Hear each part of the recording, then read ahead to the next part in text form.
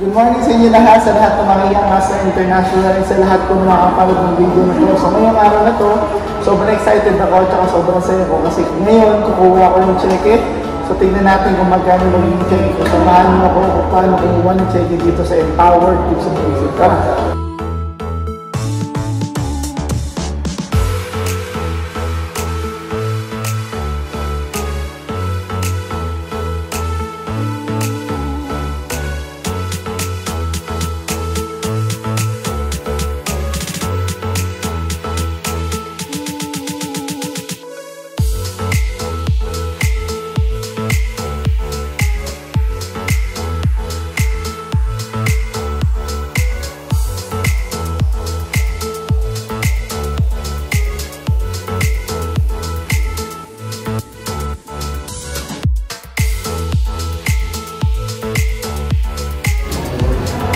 Dito.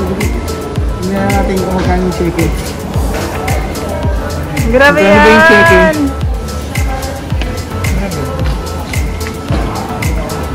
Magkano kaya? 350,000. Pwede na siguro ito pang kain-kain, no? Pang extra rice, coach!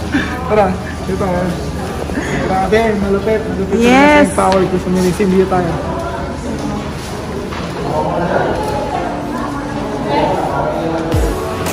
So yun,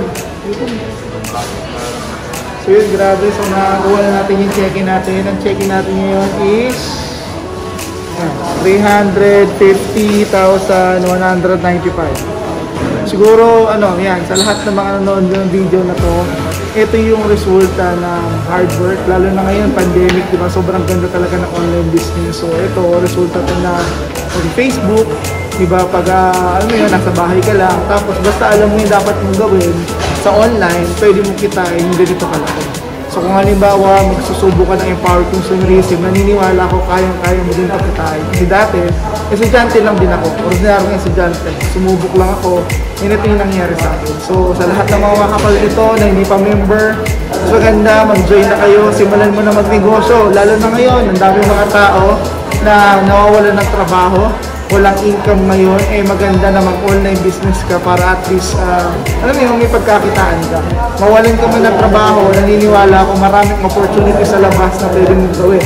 So mga members naman, kung gusto mo kumita ng ganito kalaki, mas maganda i-push mo mag-15 accounts. Kasi yun yung pinaka-secreto talaga para kumita ka ng malaki.